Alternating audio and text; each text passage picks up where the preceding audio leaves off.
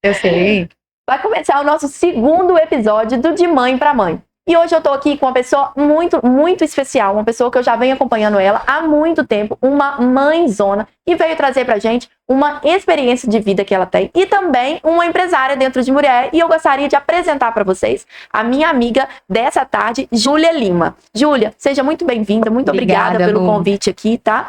Sinta-se à vontade. Eu trouxe você aqui que eu gostaria de compartilhar um pouquinho da sua história, daquilo que você já vem trazendo ali no Instagram, né? Mostrando o seu dia a dia, mostrando ali toda a sua rotina. E atrás dessa história, dessa Júlia Lima todinha, existe uma história de muita superação. Eu gostaria de te pedir para que você pudesse compartilhar com a gente todos esses momentos que você já passou até aqui. Primeiramente, obrigada pelo convite e parabéns por essa iniciativa maravilhosa que eu já te falei. Tudo que é para levantar outras pessoas, eu tô dentro. E meus parabéns por isso, porque não é todo mundo, né, que tá disposta a isso. Mas a minha rotina, a minha vida, tudo que eu cheguei, né, por eu ter chegado até aqui, é uma coisa que eu falo muito no meu Instagram. Por trás da Júlia das comissões, por trás da Júlia de tudo que eu consegui, né, através do mercado digital, existe uma pessoa comum. Existe uma pessoa igual a você, existe uma pessoa igual a quem tá assistindo, eu sou uma pessoa normal. A minha vida, vou contar desde o início para você e para todo mundo entender como que eu cheguei até aqui, por que eu tô nessa posição hoje.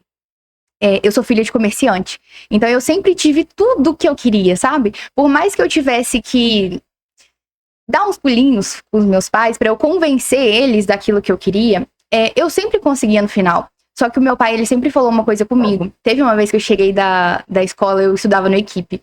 E uma menina, uma colega, falou comigo que eu era rica lá. E eu cheguei em casa e perguntei ao meu pai. Eu falei, pai, a gente é rico? E ele riu. Eu lembro como se fosse ontem, sabe? Eu lembro exatamente da reação que ele teve no momento que eu perguntei. Ele riu e falou assim, filha, a gente é trabalhador.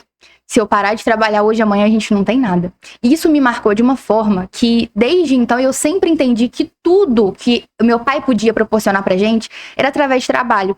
E assim, daquela época ali pra frente, eu comecei a comprar bala no mercado pra eu conseguir vender. Inclusive, deu muito problema no colégio na época, porque eu não podia, né, levar nada pra vender.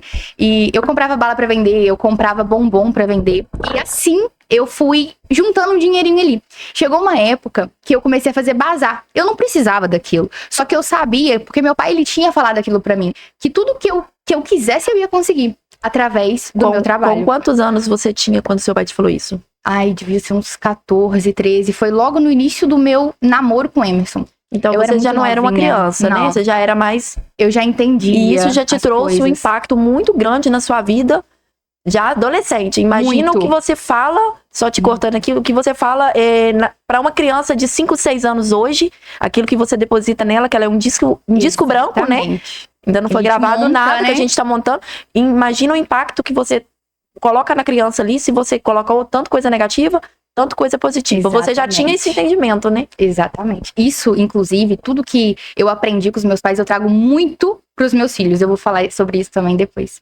E eu comecei com o bazar, porque chegou uma época, né, da adolescência ali, que a gente quer coisas que os nossos pais vão olhar e falar, pelo amor de Deus, né? Igual, por exemplo, eu queria trocar de celular, eu queria uma roupa assim, eu queria aquilo. E meu pai falava assim, isso dá lucro? Ele olhava bem dentro do meu olho e falava, isso dá lucro? E eu pensava comigo, não, então eu tô tirando do lucro do meu pai pra eu comprar uma coisa que não vai dar lucro. E aí eu comecei com aquele pensamento. Então eu sempre vendia essas coisinhas pra que eu pudesse comprar algo que não desse lucro, sabe? Não desse lucro. Exatamente. Algo que eu não precisasse pedir. E isso foi muito bom. Eu sempre falo que eu acho que Deus, ele prepara a gente, sabe? Muitas pessoas, elas olhavam e elas falavam, pra que isso? Você não precisa disso. E realmente, naquela época eu entendi que eu não precisava daquilo. Mas depois, né, com os meus 17 anos, eu entendi por que aquilo aconteceu. Deus, ele não faz nada à toa. E com 17 anos, eu tive algumas complicações, tive que fazer acompanhamento com um ginecologista, enfim, foi um caos. Foram, assim, 5 meses horríveis. Eu tenho pavor de ginecologista até hoje. E teve um dia que a minha mãe foi comigo, foi na última consulta, né? Depois de a gente ter feito todos os exames e tudo mais. E minha mãe pediu pra eu ir pra fora da sala. Eu sabia que não era coisa boa. Se a minha mãe me pediu pra ir pra fora da sala, pra ela falar diretamente com o ginecologista, alguma coisa ruim tinha acontecido. E aí, quando ela saiu, eu falei assim, eu não posso ter filho, né? E a minha mãe com um nó na garganta. Sabe quando você quer chorar, que você tá com um nó na garganta, a sua voz, ela não muda? Você não pode nem chorar, que você tem que ser forte. Exatamente. Né? Aí a minha mãe falou assim, nada impossível pra Deus. Daquilo ali eu já entendi que eu ia ter algum problema quando eu quisesse. Eu tinha 17 anos. Eu não queria ter filho naquela época. E eu pensei muito nas mulheres que estão na época de ter e que recebem uma notícia como aquela. Porque eu não tava preocupada com aquilo naquela época. Aí eu fiquei pensando, gente, imagina quem realmente tá. Imagina eu, quando eu realmente quiser, o que eu vou fazer? E naquela época eu terminei com meu namorado, eu falei, gente, eu foquei a minha cabeça, falei, eu vou fazer faculdade, eu vou pra fora, meu sonho era fazer medicina em Santa Catarina. E eu foquei naquilo. Falei, eu não vou casar, eu vou ficar sozinha no meu apartamento com o meu trabalho e é isso que vai ser a minha vida. Eu aceitei aquilo, sabe? Como coisa que eu não podia mudar. Na época minha mãe queria ser minha barriga de aluguel. Falei, mãe, que isso? Eu tenho 17 anos. Nunca que eu vou fazer isso. E na época ela tinha 47. E ela falou, minha filha, porque agora eu ainda posso, né? Eu não tô na menopausa ainda, então eu ainda consigo gerar. O amor de uma mãe, ele é coisa sobrenatural, né? Eu não entendi na época. Ela vai gerar um filho pra você ter um filho. Exatamente. Pra um filho ter um filho. Exatamente. E na época, eu pensei assim, gente, minha mãe é muito louca. Só que hoje, a gente como mãe, a gente faz coisas que a gente nem entende, né? É incrível quando a gente olha e vê o que uma mãe faria por um filho. E aí, muitas pessoas me perguntam, inclusive, qual foi a reação da minha mãe quando ela descobriu que eu tava grávida. Gente, minha mãe, eu acho que ela tirou uma carga tão pesada dela. E você engravidou novinha também, né? Com 17. Foi assim, logo depois, eu acho que eu parei, foi em junho, julho, foi alguma coisa assim, que eu parei, né? Foi a última consulta ali, que foi o que aconteceu. Terminei com meu namorado e etc. E aí, em novembro, dia 1º de novembro, uma amiga minha virou pra mim e falou assim, você tá vendo que você tá diferente? Eu falei assim, tô diferente como? Meu foco era o Enem, passar no Enem. Eu precisava passar em medicina e eu queria ir pra federal. Então, meu foco era aquilo. Eu tava extremamente focada. E ela falou, você tá diferente, assim e tal. Vamos fazer um teste de gravidez? Eu falei, você tá doida? Claro que não. Eu falei, que eu tô grávida? Ela falou, quando foi a última vez que desceu? E eu não lembrava. Eu não lembrava. Sabe quando você tá com um hiperfoco em alguma coisa? Eu não focava em absolutamente mais nada. Sabe quando você faz as coisas pra fazer, mas o seu foco, ele tá naquilo? Uhum. Era exatamente dessa forma que eu tava. E aí, na sexta-feira, tava tendo um intensivão de pré-ENEM lá na Faminas.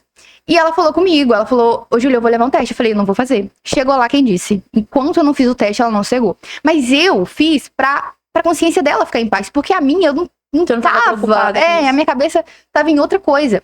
E aí, o teste deu positivo. Quem pegou o teste foi ela, não fui eu. Eu só fiz, coloquei minha roupa, tava saindo. E eu lembro exatamente da reação dela, que ela pegou e ela foi abrir na boca, ela não parava de abrir a boca. Aí ela deu positivo. Eu, quê? E você não poderia ser mãe? Não, poderia. Aí eu falei com ela, isso tá errado. Eu falei, eu fiz acompanhamento. E ela sabia de todo o acompanhamento, ela sabia de tudo que tinha acontecido. E ela falou, deu positivo. Eu acho que, não sei se a nossa reação foi mais pelo fato da gente saber, né? Não poderia ser. Exatamente, todas as complicações que tinham. Ou, não sei, ela simplesmente paralisou, eu paralisei. Eu falei, não tem como. E aí, na hora, eu liguei pro Emerson, e aí o Emerson chegou lá. Vocês estavam terminados. A gente tava voltando, a gente tava naquela vai e vem, vai e vem, vai e vem. Eu não sabia o que eu fazia, porque eu tava pra ir pra fora. Então, assim, como que eu ia firmar? Ele que queria que você ficasse, devia ter ficado muito feliz, né? Graças a Deus que ela não vai agora, vai ter que ficar. Ele fala isso até hoje. Ele falou, destruir seu sonho, né? Falando, não, menino, era Deus, era pra acontecer. E eu liguei pra ele na hora, aí quando ele já tava ali no estacionamento da Faminas. Minha amiga falou que tinha falado com ele e ele falou, eu nem saí daqui. Quando ela falou que você ia fazer o teste, eu nem saí daqui. Eu falei, gente, você estava em complô contra a minha pessoa, só pode. E aí, quando eu entrei no carro, eu tava tremendo. Ele falou, você tem condição de ter esse filho? Eu só falei, não tinha realmente condição. E aí, ele falou assim, eu também não. Só que eu saí do carro na hora. Só que eu saí do carro, tem uma imagem que, inclusive, eu mostro muito ela no meu Instagram. Que é aquela imagem que tem uma menina segurando um teste e ela pensa, minha mãe vai me matar. E aí tem embaixo uma imagem de um bebê pensando, a minha mãe vai me matar. Eu saí do carro exatamente com aquela imagem na minha cabeça. E aí eu olhei pra minha amiga e falei, eu não sei o que vai acontecer, mas esse bebê não vai sair daqui. Não dessa forma. Eu vou ter essa criança, independentemente do que aconteça. E aí, voltei pra sala como se nada tivesse acontecido. Pensando, a minha mãe vai me matar. Pensei, meu Deus. Só que a minha mãe, se eu tava um pouco mais tranquila em relação à minha mãe, apesar de que eu acho que ela tomaria um susto, porque eu acho que ela tomaria um susto, mas ela também ficaria aliviada, porque a minha mãe, ela transformou naquela época que, meu Deus, eu não vou ter um neto, sabe? Eu acho que não é nem em questão do neto, né? Porque se você tem outro irmão em casa, tudo bem, mas a minha filha não vai um dia poder ser mãe. Quando a gente é mãe, a gente pensa assim, né? Eu acho que ela filho um dia vai casar, eu ia doer. No meu pensamento eu tenho, as crianças vão casar, vão ter filhos, né? A gente espera isso. Sim. Então, assim, ela sentiu essa dor, né? Eu acho que ela sentiu uma dor que eu não sentia naquela época. Você não compreendia ainda o que era maternidade. Por ela, exatamente. E aí, no domingo, que na época o Enem, ele era em 2 domingos, né? E aí, no primeiro domingo, era o da redação, de humanas. Fui como se nada tivesse acontecido. Fiz a prova. E aí, eu consegui marcar um ultrassom. Porque eu não fazia ideia. Eu falei, gente, quanto tempo que eu tô? Será que essa criança tá bem? É possível, né? E eu não tinha barriga e nada. E aí, eu consegui marcar o ultrassom pra sexta-feira. Antes do Enem de Exatas. Que o Enem de Exatas, ele era no domingo. No próximo domingo. E aí, na sexta-feira, eu marquei. Cheguei. Ele foi comigo, o Emerson foi comigo. Chegou lá. Tem gêmeos na sua família? Aí eu olhei pra ele e falei, não. Aí o médico, com todo o sorriso do mundo, então serão os primeiros. Eu desabei a chorar, não conseguia falar. Sabe quando você chora de soluçar? Não sei o que eu vou fazer com um, o que eu faço com o outro agora, com 2, né? O Emerson abriu um sorriso até, você não tá entendendo. Eu olhei pro Emerson, o Emerson rindo, mas não rindo. E eu chorando, você não tem ideia. Veio um monte de gente no consultório, né? As meninas que ajudam ele ali, e pega pano, e passa a mão no meu cabelo, e tentando me acalmar. E eu apavorada. Amiga, você não tá entendendo. Foi bênção em dobro. Ele parou a consulta. Ele parou, porque eu acho que tava todo mundo focado assim, a gente precisa acalmar ela. Eu tremia. Nossa, que loucura que eu arrumei dentro daquela sala. E aí, acalmei, falei, vai dar tudo certo, por mais que eu não faça ideia do que eu vou fazer agora. Fiz o Enem de Exatas. E aí, decidi que eu precisava falar com os meus pais, né? Eu já tava com mais de 3 meses. E você não imaginava? Não, no não próximo... tinha nenhum, né? Quem dirá 2, né? No próximo mês, eu já poderia saber, porque com 4 meses a gente consegue ver. Eu já podia saber se era menino, se era menina, se era 2 meninos, se era 2 meninas. Você não passou mal nada? Não. Porque se eu desconfiar que eu tô grávida, até o momento que o neném tá dentro da minha barriga, até o momento que eu vou ganhar neném, Você passa mal. Eu passo mal. Eu não fico em pé. E eu sou 100% fértil, né? Tanto que o Moisés e o Miguel, 01 e 02, que lá em casa eu falo 01, 02, 03, 01 e 02 é 1 ano e 2 meses de diferença. É, meu Deus mesmo. O Gael e o Ravi, né? Os gêmeos e o Ravi deu 1 ano e 7 meses. Mas não. Aí você passou aperto, né? Socorro. Aí você imagina eu. 3. Eu tava ganhando mais um, tirando o outro do peito, muito apegado pro outro poder mamar. Mas você quis? Amamentar? Não, ter os 3. Ah, assim, o Murilo, o Miguel e o Moisés, quando eu engravidei do Miguel, eu quis. Eu queria, assim, que viesse um mais perto. Eu não imaginava que seria, assim, essa pouca diferença, né? Até porque o Moisés foi um neném muito enjoado, ele chorou muito. E aí veio o Miguel. E o Miguel foi um bebezão muito tranquilo. Só que, porém, com 8 meses de idade, o Miguel, assim, virou, né? Aquela criança no giraia. E o Murilo não. O Murilo não, eu não queria ter mais filho. Porque o Miguel, como fazia muita arte, eu falava, Deus me livre, não quero ter outro filho. E eu não esperava estar grávida do Murilo. Eu chorei 1 semana. Eu imagino. Eu só falava, o que eu vou fazer? O que eu vou fazer com mais um menino? Eu chorei muito. Eu tenho certeza. Eu dormi maior. Eu acho que eu tenho mais medo de engravidar agora do que eu tinha lá atrás. Eu te falo uma coisa. Você dá conta. Ai, não. Dá conta, amiga. Tá bom, amiga. A gente dá conta. Não tem como. Eu tenho medo. Nossa. Não tem como. A gente dá conta. Eu sei lidar com 3, mas não sei lidar com... Engraçado, né? Isso, exatamente. Lá em casa isso é tudo mutirão. mesmo. Banho em mutirão, almoço em mutirão, roupa em mutirão. Então eu não sei lidar com uma criança só. Eu fico perdida. Mas eu sei lidar com 3. Aí acho que a gente se adapta, né? Passa a ser incomum quando a gente... Ai, é estranho. Mas me conta uma coisa. Quando você foi contar pra sua mãe? Então, quando eu fui contar pra minha mãe, eu tava lá na varanda lá da minha casa e ela já tava percebendo que eu tava muito estranho, porque eu não conseguia aceitar. Eu passei por uma fase muito complicada ali, porque meu sonho, desde que eu me entendo por gente, era fazer medicina. Uhum. E eu estudei no IFE, no meu ensino médio. Eu formei grávida. E eu estudei 3 anos, assim, eu ficava o dia inteiro no IFE, eu saí do IFE, eu ia pro cursinho. Então, a minha vida, durante aquele tempo, foi passar na faculdade, foi passar em medicina. E quando chegou na hora, eu tava grávida. Eu não sabia o que ia acontecer. Eu falei, meu Deus, eu dediquei a minha vida toda a um negócio que tá por um fio. O que vai ser de mim agora? Então, eu fiquei muito sentida por algo que na minha cabeça ela não ia acontecer mais, sabe? E aí, a minha mãe falou, o que tá acontecendo? Eu falei, eu tenho uma coisa pra te contar. E aí, ela falou, o que foi? Eu falei, eu tô grávida. Aí ela, meu Deus, eu acho que ela... Sabe quando você sente Peraí, mãe, peso? tem mais um pouquinho ainda, Exatamente. Calma. Eu vi um peso saindo da minha mãe. Aí ela falou, mas é uma bênção. Aí eu falei assim, são 2. Aí ela, quê? O semblante dela, eu acho que ela não acreditou. Eu acho que ela não acreditou. Ela, mentira. Eu falei, eu juro. eu tenho ultrassom.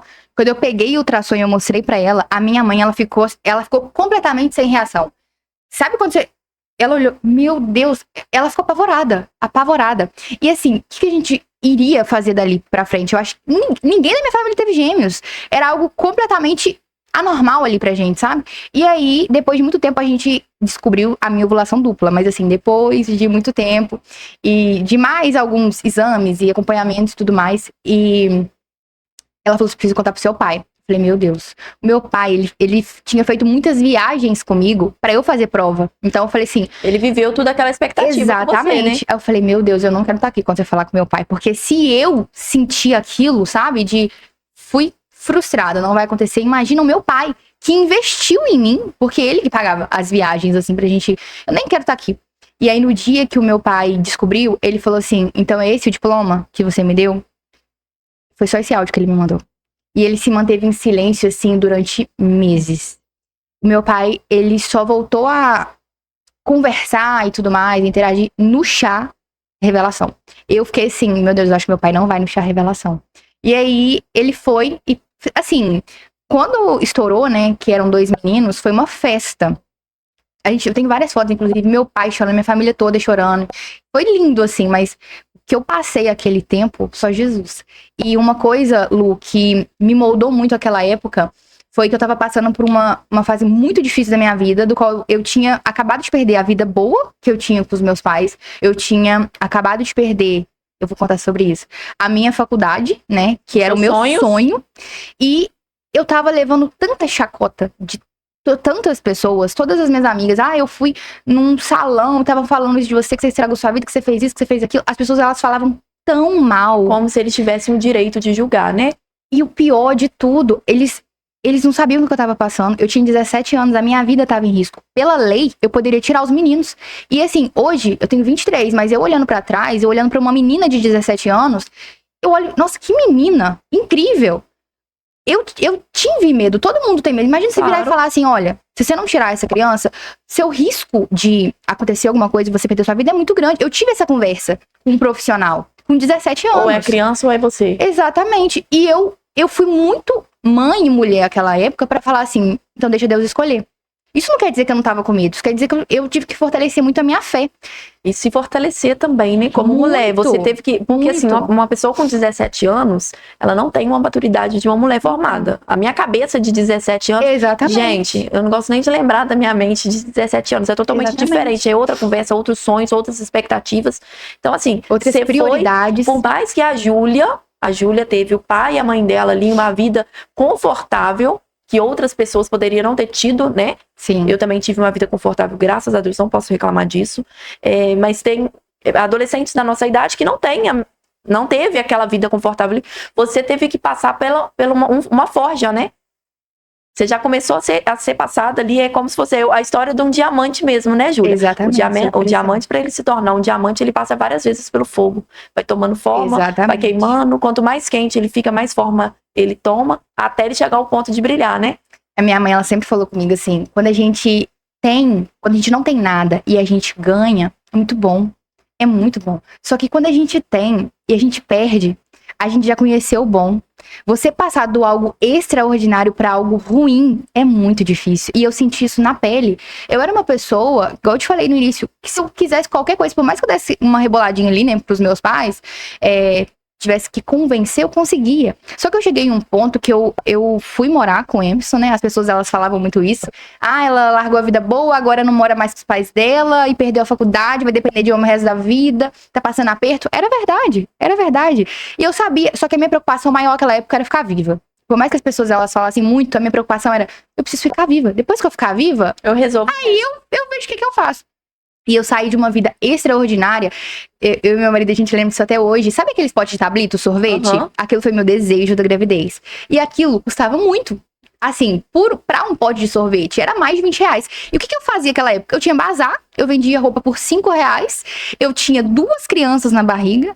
Os exames, tudo ali, eram 2. Era tudo muito caro. Então, assim, eu precisava fazer isso daqui pra gente conseguir pagar.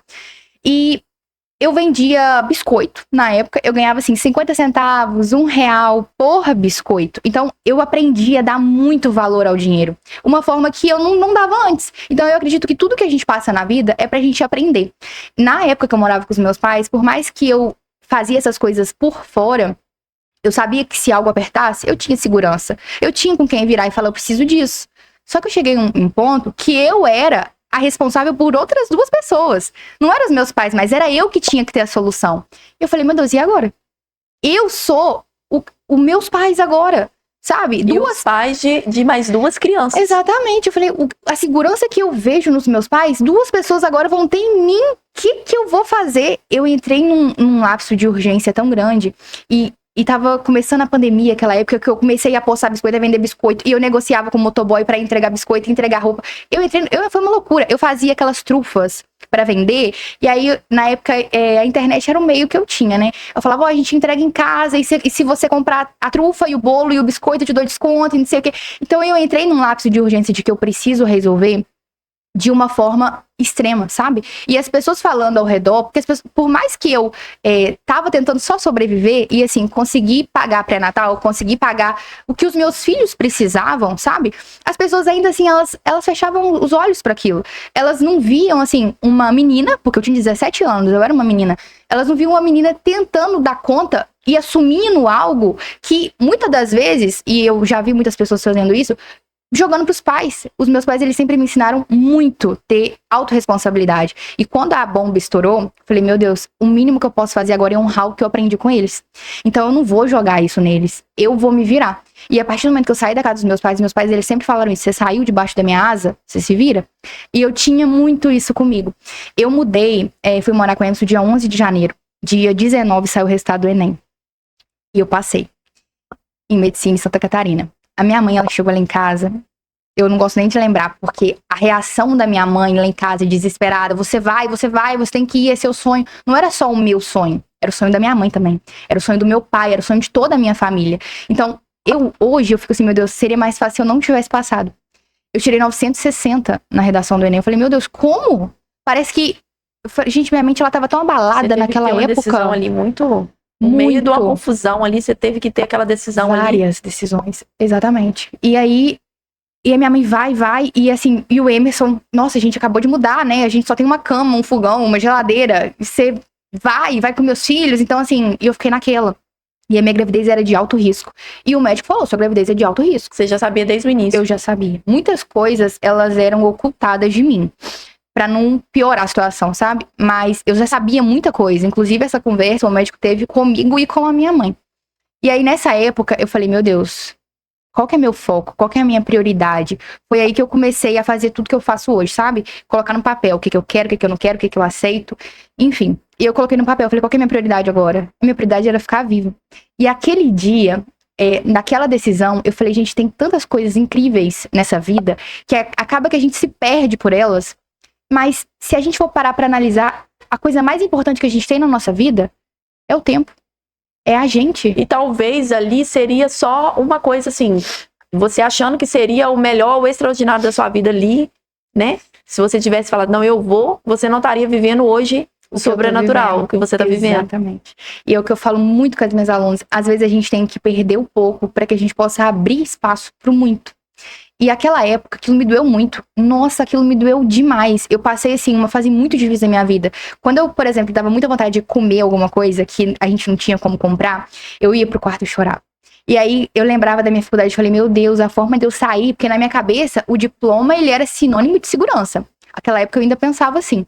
Eu pensava, meu Deus, a forma que eu tinha de sair dessa escassez, de mudar minha vida, a vida dos meus filhos, eu larguei, eu abri mão.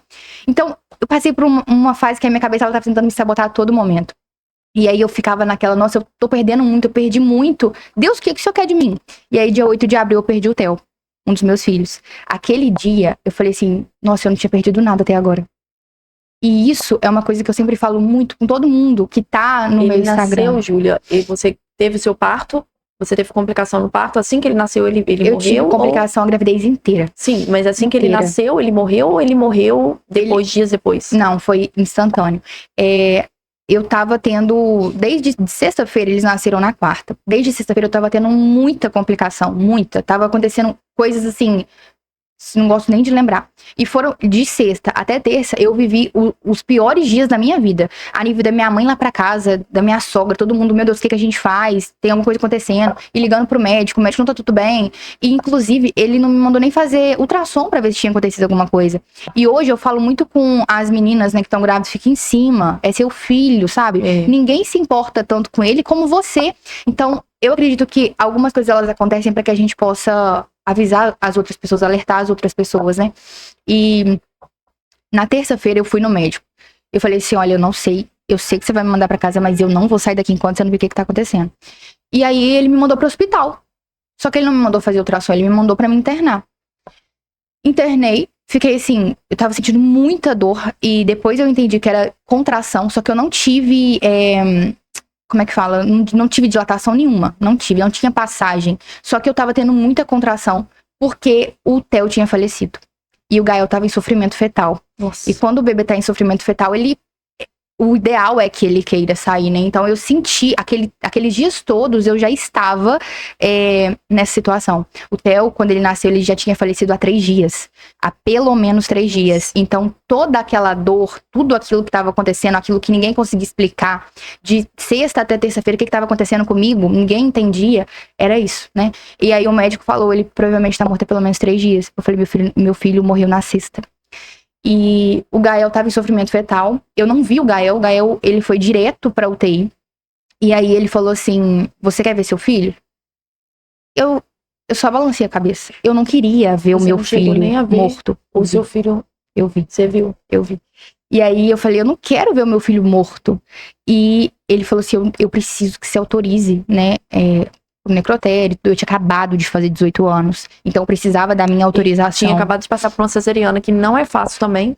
Naquele momento eu tava deitada ainda. Eu estava na sala. Você nem Eu entrei pra aquela sala. nem sabe o que aconteceu ali. Você some dali. Exatamente. Você sumiu do mundo. Eu tô vivendo a cena aqui. Porque você tá Exatamente. contando, eu tô lá no seu quarto vivendo aquilo ali. Eu tava deitada ali. A única coisa que eu pedi, tinha uma mulher no meu ouvido falando, não fecha o olho, não fecha o olho. Você precisa ficar com a gente. Você não pode fechar o olho. Quando eu fechava o olho, porque eu queria ir. Eu nunca me entreguei. Assim, eu não quero continuar viva. Ele te contou que o seu filho tinha morrido na mesa de cirurgia? Ele contou quando eu tava na mesa.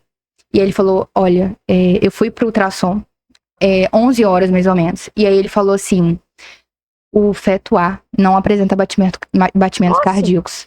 Eu tava deitada. A única coisa que eu fiz foi pegar o celular e falei, Emerson, amo você, obrigado por tudo, mas eu não quero continuar viva. E aí ele mandou mensagem pra minha mãe, perguntou o que tinha acontecido. Ele não assistiu o parto com você, nem sua mãe? Ele chegou depois. E aí ele mandou mensagem pra minha mãe, o que tá acontecendo? Que a Júlia tá se despedindo, falando que vai morrer e tal. E minha mãe falou, um dos bebês morreu. E aí eu fui tomar banho pra eu fazer a cesárea, e aí o médico veio conversar comigo. Ele falou assim, olha, a gente vai tentar te salvar. E aí quando eu virei pra ele, eu não quero ser salva. E aí o Emerson chegou. Eu tava entrando pro centro cirúrgico, o Emerson chegou todo apavorado e tal. E o médico tinha falado a mesma coisa com ele. Ele me contou isso depois. Ele falou, a gente vai tentar salvar sua esposa. Então tenta manter ela acordada, fica perto dela e tudo mais. Só que eu não queria, eu já tinha me entregado ali. E eu entrei pra aquela sala pra não sair dela. E quando a gente é mãe, a gente pensa assim, se não for pra ter o meu filho, eu não quero. Eu só quero se tiver o meu filho. Sem o meu filho, a minha vida ela não faz sentido. E aí eu entrei pra aquela sala e eu comecei a conversar muito com Deus, agradecendo tudo que tinha acontecido. Eu falava, eu sei que eu vou morrer sem eu entender por que o Senhor fez isso. Porque eu nunca vou entender. Por que o Senhor me colocou nessa situação? Por que o Senhor já tirou meu filho? Então, e uma mulher falando na minha cabeça, não fecha o olho, não fecha o olho.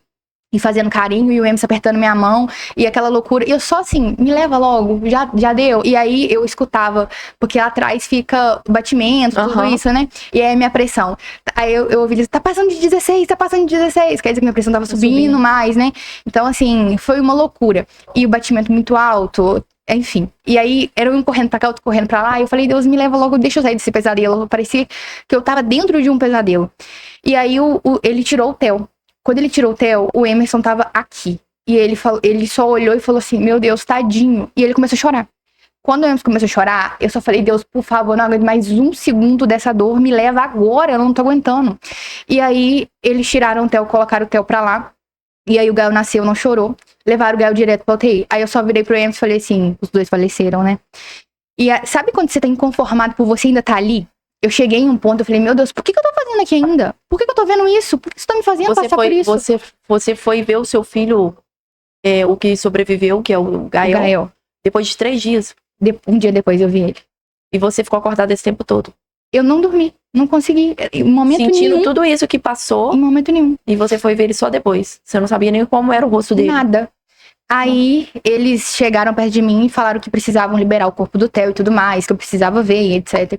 E aí, eu cheguei, eu falei, gente, eu não aguento. Eu falei, gente, eu não consigo. Eu tô, assim, a ponto de... Eu nem sei mais o que fazer pra Deus me levar, porque eu não quero continuar aqui. E eles falaram, então, vê seu filho.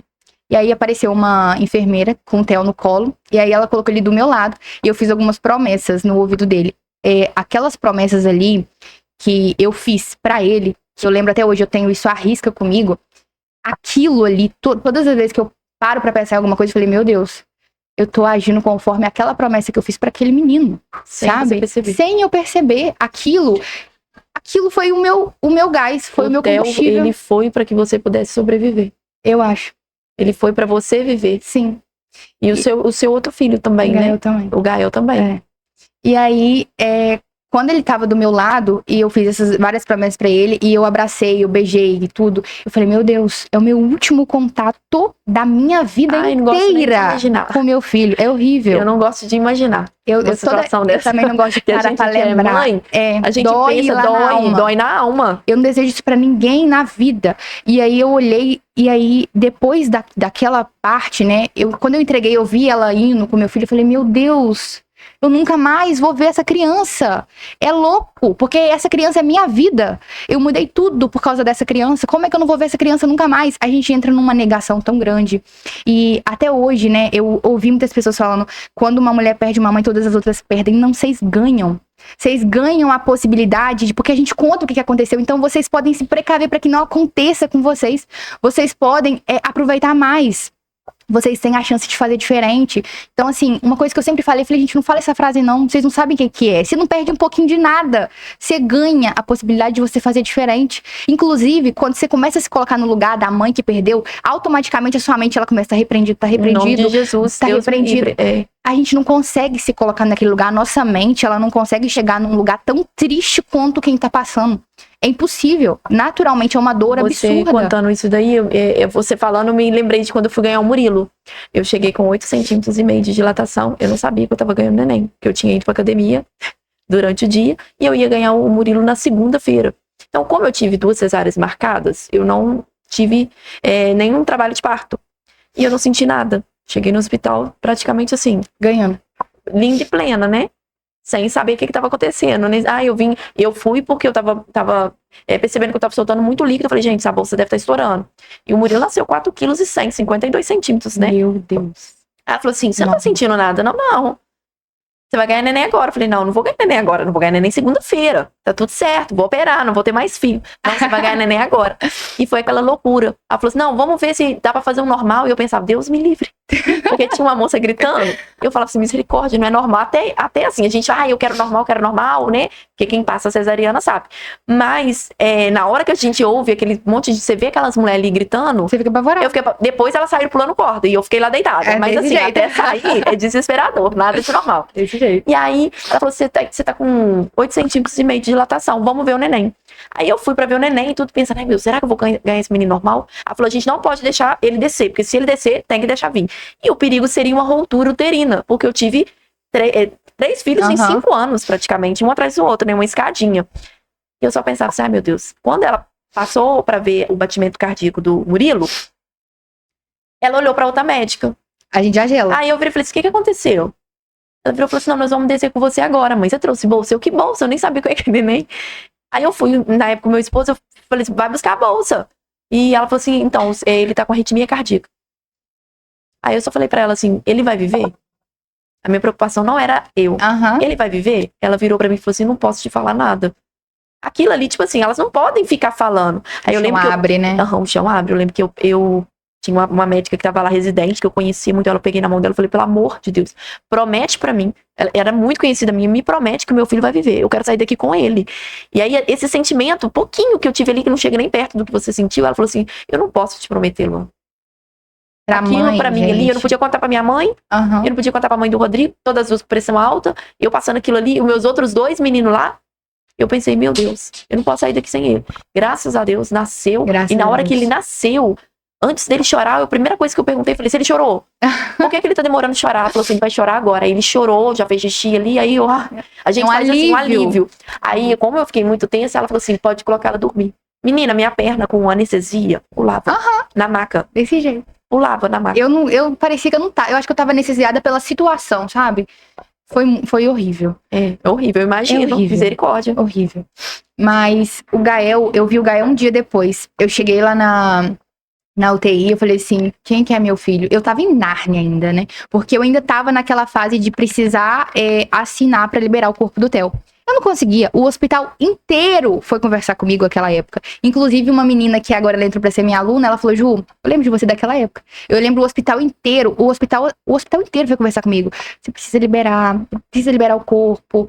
Ele já foi. Então, assim, foi muita gente. Só que eu falava assim, não, meu filho tá ali. Ele tá lá embaixo, ele tá no necrotério. Meu filho tá ali. Como é que eu vou liberar o corpo do meu filho, Você acompanhou gente? o velório dele? Não deixaram. Não deixaram. Eu acho que E o Emerson, quem foi? o Emerson que O foi. Emerson teve que ser assim, forte, Teve. sem por querer. mim e por ele, né? Por você, por Os ele, meninos. pelos meninos e por tudo. Exatamente. Eles não me liberaram. Eu fiquei no hospital mais 2 dias, né? Por conta de tudo que tinha acontecido. A minha vida tava, né, por um triz também. Eu comecei a tomar medicação muito forte. Então, eles não me liberaram. Eu falei, só pra eu ir no enterro do meu filho e voltar. E o médico falou, Julia, eu não posso. Se eu te liberar, eu não sei nem se você vai conseguir voltar. Então, assim, a minha mãe assinando embaixo, não deixa ela ir, não deixa ela ir. Eu falei, então vocês vão lacrar o caixão do meu filho. Eu não quero ninguém, porque foi aí que bateu, sabe? Todas as pessoas falando de mim, que meu filho tinha estragado minha vida e tudo mais. Eu falei, eu não quero ninguém vendo o rosto do meu filho, porque na hora de falar, todo mundo falou. Eu não quero ninguém. Não precisa avisar ninguém que meu filho morreu, porque na hora que a gente precisou, ninguém estendeu a mão. Então não preciso de ninguém agora. E foi a única coisa que eu pedi. Inclusive, a minha sogra que ficou com o papel das pessoas que foram, ela demorou meses pra me entregar. Porque eu não queria ninguém. E a única coisa que eu perguntei foi, o caixão do meu filho tá lacrado. Eu não quero que ninguém veja. A única pessoa que viu foi eu, o Emerson e a minha mãe. Minha mãe também pegou ele, né? E eu não participei de nada. E eles do eram velório. idênticos? Não, o Theo era moreno. Moreno. Eu tenho uma foto do Theo. O Theo era moreno, de cabelo cacheado. Quando o Ravi nasceu, eu levei um baque muito grande. Porque o Ravi nasceu moreno, de cabelo cacheado. Eu olhei pro Emerson e falei, não consigo. Eu não consigo. E, nossa, quando o Ravi nasceu também foi um caos. O Ravi, eu engravidei do Ravi uns 2 anos. Não, 1 ano e pouquinho. 1 ano. Depois disso tudo, você engravidou do Ravi? Eu fui. O Gael demorou 1 mês, mais de 1 mês pra sair do hospital. E eu tava muito em Nárnia. Até quando eu volto um pouquinho, você tá vendo que eu fico meia voada. Quando eu volto a reviver um pouquinho, me dá uma baqueada até hoje. Isso é porque já faz 5 anos. O Gael, ele saiu depois de 1 mês. E eu... Gente, eu não sabia. Eu tava assim... Eu tava passando por um luto que eu nunca tinha imaginado na minha vida. Eu tinha perdido tudo. E aí eu virei e falei... Quando eu perdi o Theo, eu falei, eu não perdi nada. Então, eu lidei com a perda mesmo. Quando eu fui pra casa e eu vi que um berço estava vazio. Eu entrava no quarto e eu via o Gael em E dentro outro de você vazio. também. Vazia. Exatamente. Falta um pedaço, falta alguma coisa. E, assim, E ainda hoje você sente esse vazio? Sim, nunca vai ser preenchido.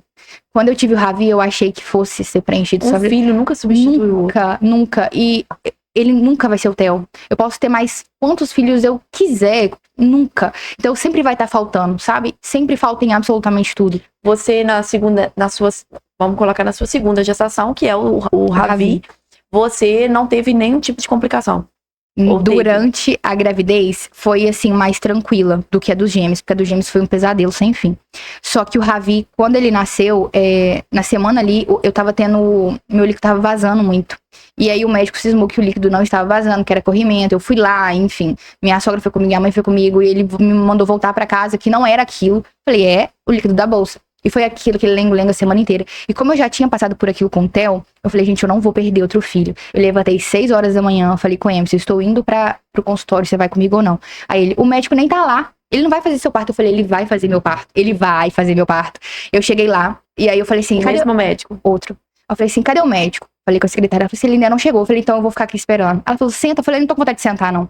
Eu já tava alteradíssima, né? E aí eu cheguei lá, eu falei, tem como você olhar aqui agora que ele tá acontecendo, eu quero fazer ultrassom. E aí ele viu, realmente, a minha bolsa, ela tava praticamente vazia. E ele falou, a gente vai ter que fazer sua cesárea hoje. Aí eu falei, não é possível. Eu avisei, eu falando da mesma forma. Eu falei, não é medo de viver tudo aquilo. Falei, não é possível. E aí eu fui pro hospital, e aí o Ravi nasceu. Só que o Ravi deu parada cardíaca. E aí eu falei assim, não é possível. Não acredito que isso tá acontecendo de novo. Eu falei, Deus, eu não... Sabe quando você não consegue entender o porquê? E o Ravi, ele deu parada, e ele foi pra UTI. Eu já tive 3 filhos. Eu nunca fui pro quarto com um filho. Eu não sei o que é você chegar da cesárea com a barriga vazia e olhar pro berço e ele tá cheio. Eu nunca passei por essa situação. Todas as vezes que eu saí do hospital, eu saí vazia. Saí sem um bebê no colo e ia com a barriga vazia. Todas as vezes. E eu acho que isso, né? Eu falo que eu não quero mais ter filho, mas eu acho que isso é algo que tem dentro de mim muito forte. Talvez não é o porquê, mas o pra quê. É algo, eu acho Talvez que eu só vou entender futuramente. Isso daí, não é o porquê aconteceu comigo, mas pra que isso? Né? Eu acho que tem futuramente... peças do quebra-cabeça que elas não se encaixam agora, né? Que eu ainda vou viver. Você não sabe o que você vai viver. Exatamente. E se Deus, ô Júlia, ele foi um Deus sobrenatural, porque você não poderia ser mãe, né?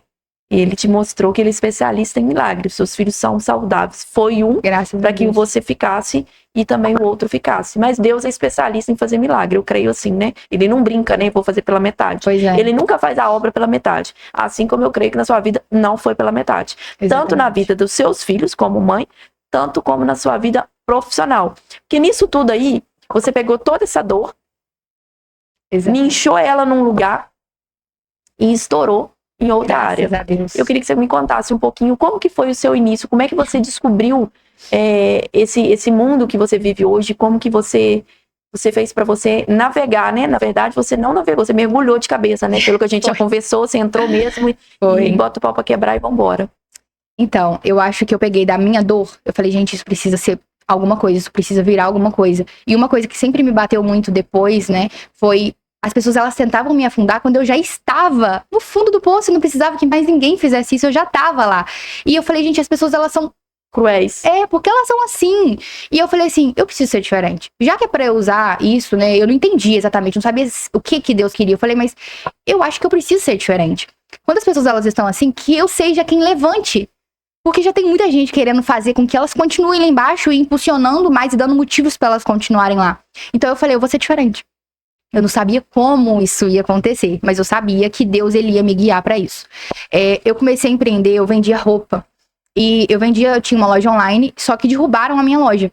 Foi aí, mais uma vez, eu falei, as pessoas, elas realmente, elas não gostam. Elas... Que coisa chata também das pessoas querer, assim, também nunca derrubar entendi. o outro, querer competir, querer, assim, dar um tropeço. Por quê? Nunca entendi. Por que não pode somar? Por que não pode... Tem espaço pra todo mundo. Tem isso. Essa semana eu tava até falando ali com uma pessoa...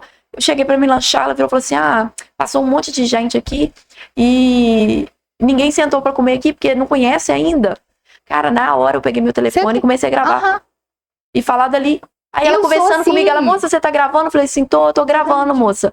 Eu falei com ela, ainda brinquei assim, não tem muito seguidor não, mas o que eu tenho aqui vai te seguir, vai te ajudar em alguma coisa. Ela falou assim, poxa, obrigada. E assim, realmente não tinha ninguém. Ela falou, estou começando agora. A frase dela, eu estou começando agora, aquilo me cortou na alma. Por quê, Júlia? Eu venho de um recomeço na minha vida, né? E o lugar que você disse, do fundo do poço, não tem como a gente descer mais. Exatamente. Você já tá ali. Ali já é o fim. Então, assim, você só tem uma opção.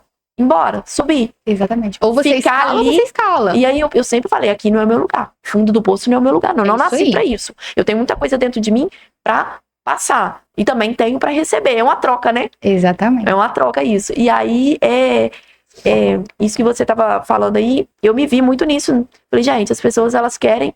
Porque elas têm dificuldade de elogiar. Você já viu que mulher não fala, poxa, você tá linda. Muito. Você é linda, você tá linda. Nossa, eu gostei disso. Elas têm essa dificuldade. As pessoas não podem virar e falar, fulano é fera. Por quê? Elas têm uma facilidade de falar mal, mas falar bem aparece. Acha que se diminui. Pois é. Que ela diminuir, né? Eu vou me diminuir, vou diminuir o outro pra me crescer. Não tem essa necessidade. Isso é algo que eu acho que eu nunca vou conseguir entender, de fato. Eu também não entendo. Algo que eu vou completamente na contramão. Se eu puder levantar alguém, se eu puder ajudar, eu vou fazer. Ô, Júlia, e aí me conta, por que você, assim... Tá.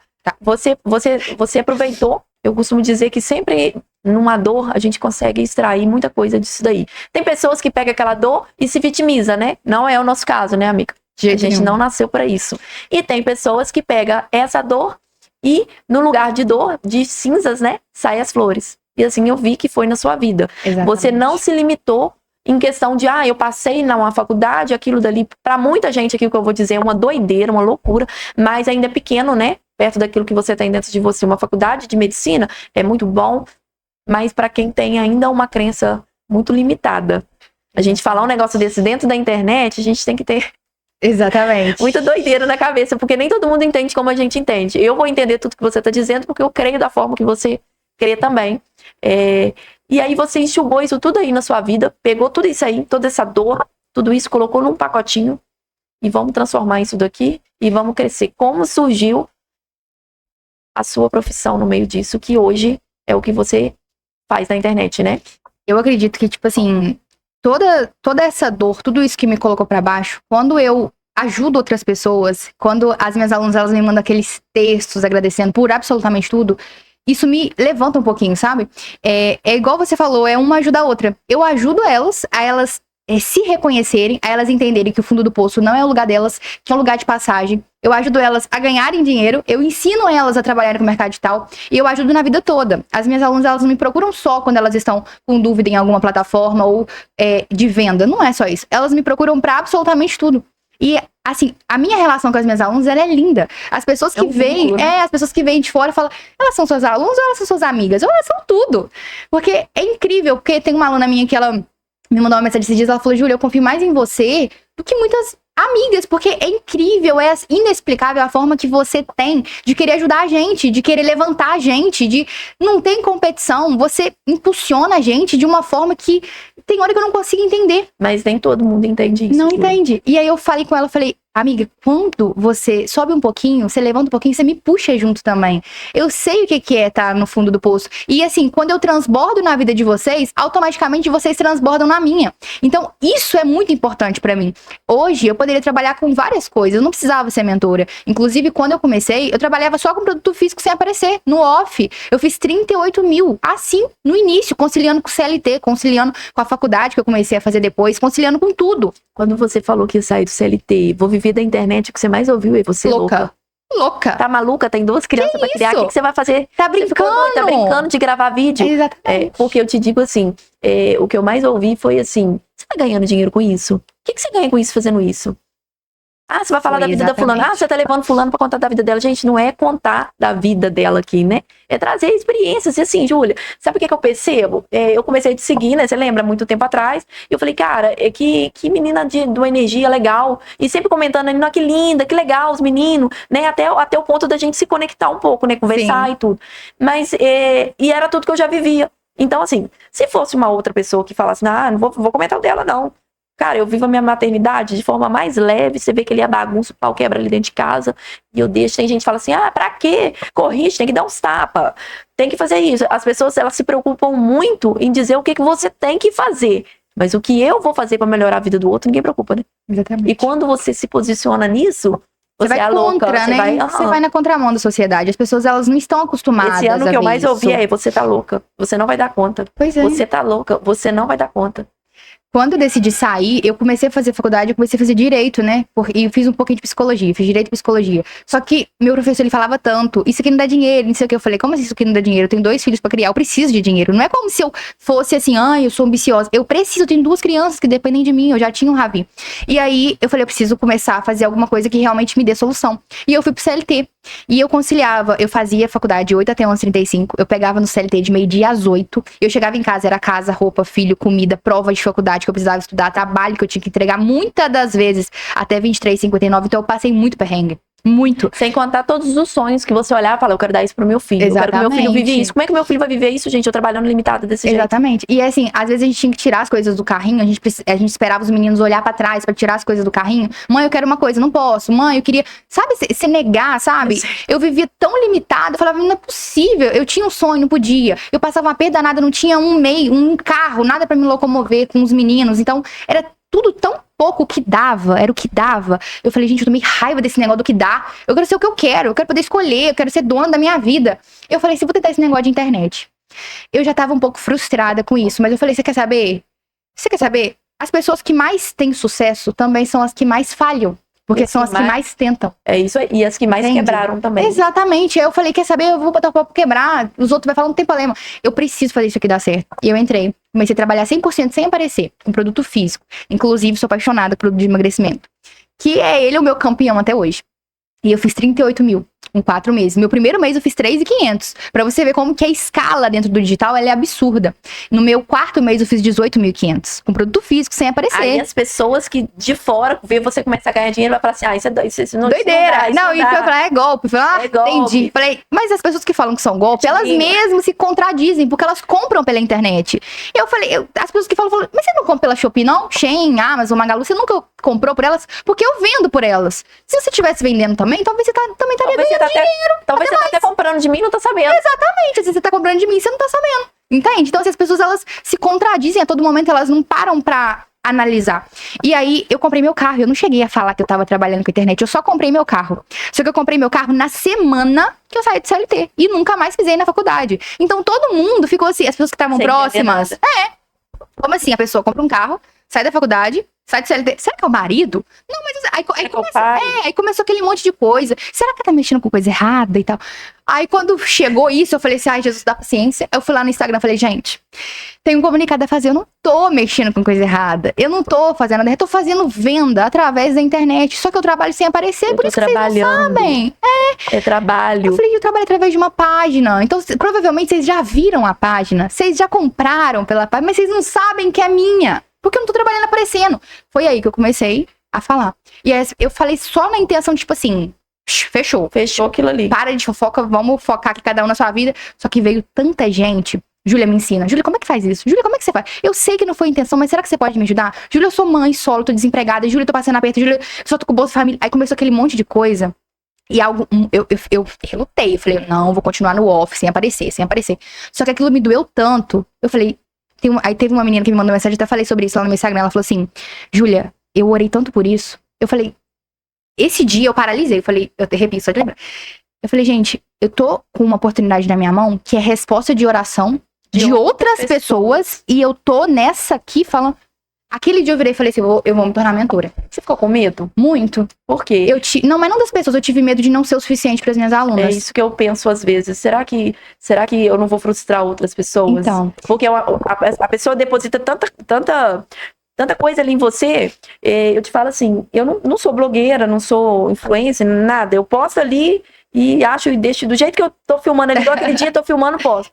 Mas eu recebo tanta mensagem de carinho. Eu recebo também, assim, os chato da vida, né? Os mal amados. Sempre tem. Mas eu recebo tanta mensagem de carinho. Poxa, Luana, o que eu mais ouvi hoje foi, eu nem ia treinar. Mas quando eu te vi treinando com 3 meninos, falei, não, é uma vergonha, eu vou pra academia. Entende? É a minha válvula de escape. Pessoas que a gente tem que focar. Aí eu falei assim, cara, de uma forma ou outra eu tô entrando na vida de alguém, de algum jeito. Então eu quero entrar de forma boa. Ninguém tem nada a ver com meus problemas. Ninguém tem nada a ver com a minha dor. Ninguém tem a ver com isso, né? Exatamente. E eu percebo que você pega muito isso, né? Eu nunca te vi ali na internet reclamando. Mesmo quando derrubaram o seu Instagram, eu não te vi ali brigando com ninguém. Bora pra cima, vamos seguir, vamos fazer outro, segue o outro, gente, vamos pro outro. Bora e vamos, a vida não para. Porque é assim, sabe? É isso aí. E eu parei e falei, gente, se eu cair, eu não caio sozinha. Eu tenho pessoas que confiaram em mim para que eu pudesse desenvolver elas. Eu vejo muita gente falando muito mal da profissão de mentora, mas, gente, vocês não fazem ideia o que é você olhar pra alguém que nem acredita em si e você desenvolver essa pessoa. E eu não falo só pro lado financeiro, porque quando você tá no chão, a sua vida espiritual, emocional, física e financeira, elas também estão no chão. É um conjunto. É um conjunto. Você puxa uma pessoa no emocional, ela puxa o físico e puxa o espiritual. E o financeiro, ele vem junto. Eu vi pessoas que falam, nossa, Júlia, eu tô com vontade nem de levantar da cama. E que hoje estão fazendo mais de 5 mil no mês. Isso não é sobre o dinheiro. Eu costumo dizer que o dinheiro, ele é emocional, né? O dinheiro ele é emocional. Quando você tá mal, você não faz. Você não faz dinheiro. Não faz. E outra coisa, a energia que você deposita naquilo que você tá fazendo é transformadora. Ela é transformadora. Eu te digo porque eu não imaginava que, tipo assim, eu entrei aqui pra mim fazer uma coisa e isso daqui sair com outra. E a gente vai indo. E daqui eu vou sair com outras coisas ainda, né? Mas eu tive que acreditar em mim sozinha. E não é mais difícil? É por isso que eu falo tanto mas com as minhas alunas. É melhor porque você se conhece. Sim, eu acredito que a gente, assim, como mentora, esse é o equilíbrio que eu acho tão difícil. Por quê? eu preciso que você se desenvolva, vamos supor que você é minha aluna. Muitas das vezes vai ter coisas que você não vai enxergar. Então eu vou te dar algumas coisas, mas para que você enxergue da sua forma, sabe? Eu acho muito importante, delicado, e assim, eu me capacito todos os dias. Não tem dia que eu passe sem estudar alguma coisa para as minhas alunas, porque eu tô num equilíbrio ali de eu não posso decidir por elas. Eu sei o que da visão, eu sei o que elas têm que fazer, porque eu conheço as minhas alunas, mas eu não posso decidir por ela, mas eu preciso ajudar. Como que eu vou ajudar sem influenciar? Entende? Para que você possa ter a sua própria opinião e desenvolver aquilo sozinha.